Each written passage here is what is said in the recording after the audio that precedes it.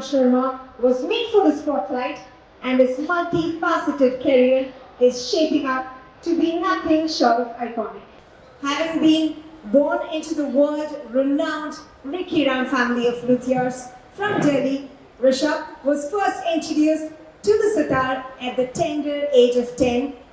His own father, master luthier Sanjay Sharma Rikhiram, became his first guru.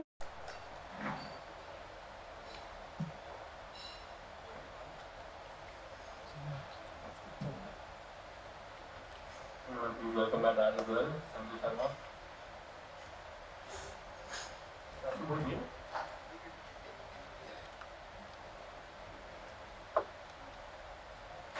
Welcome everyone. So, thank you so much for the wonderful introduction. My name is Rishab Rikhiram Sharma, and I'm the person behind Sitar for Mental Health. I started Sitar for Mental Health in 2020. It was around the time I lost my grandfather. I was very close to him. He was like my third parent, and after his death, I was not in a good space. Anyways, being a performing artist, and I've been always in the spotlight, and always been on stage. And when we were in a complete halt, I was missing the stage, and I got a lot of anxiety that, when is this gonna get over, and then I can get back on stage.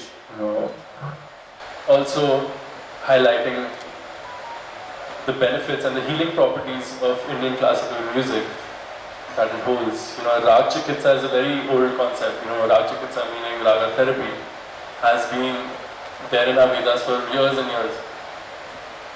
So I was like, how can I make this, relevant to my people and present it in a way that really helps them. It's like a moment of peace for them. And when we're making instruments and we're talking about, let's get to the subject of Sitar for mental health and mental illness. So how would instruments influence to mental being of a person?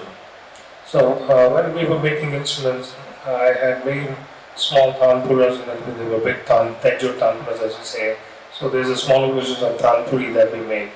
So those were bought by a lot of yoga centers around the globe, and the meditation centers. So we've been dealing with that. So we thought, this is like a subject that's coming up, and a lot of people are concentrating on their mental being, and not just a physical being, because physical fitness is fine, but when you're mentally weak, the physical fitness doesn't come in action, right?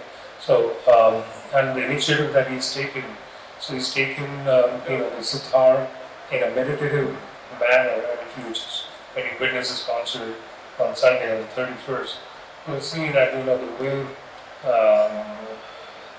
the process of music goes, it just embeds into your inner self and enlightens your, probably sixth sense, or you can say like the peace. It's all about peace into yourself. So I congratulate him and welcome you all that you're here and supporting the cause of mental health and Sitar for Mental Health Foundation. Thank you so much.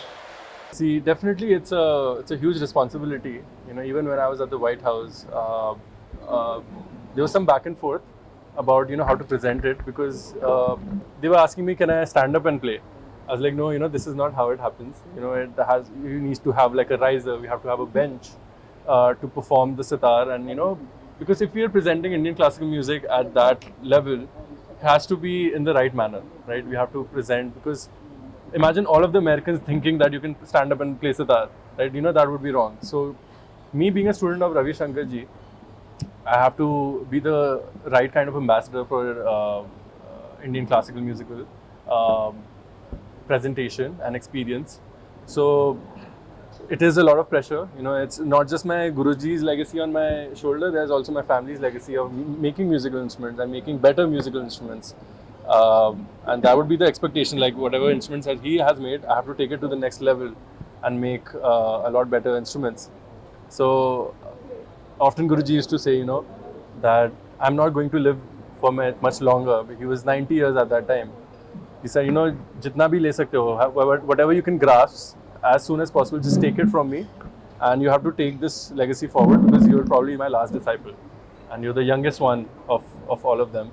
So not only my legacy, but also your family's and your father's legacy, you have to take forward. When I was young, I was just like, okay, Guruji, that's fine. But now as I grow older and I'm turning into a more mature man, I understand the gravity of the situation, you know, that how important it is to present music in the right manner, present my Guruji in the right manner, because anything wrong that I do, it goes to the Gurus. So that's what I say, you know, if my music moves you, that the credit is all due to my Gurus. If I make any mistakes, that's on me. My Gurus are never wrong. I'm very blessed to be, you know, his son, and born in this household where we make the best instruments. So I had access to the best sitars, and when I say this to my students also, that, you know, if you want to take an instrument seriously, you need a serious instrument, right? So you have to have a good instrument that, you know, responds. It's like your voice. If you want to say something and imagine your tongue is not doing its job, so that's how an instrument is, and that's how lucky I am, you know, that I got the access to the best instruments because of my family, and because of my family, I also got access to the best gurus. So it's all blessings, and I count my blessings every day.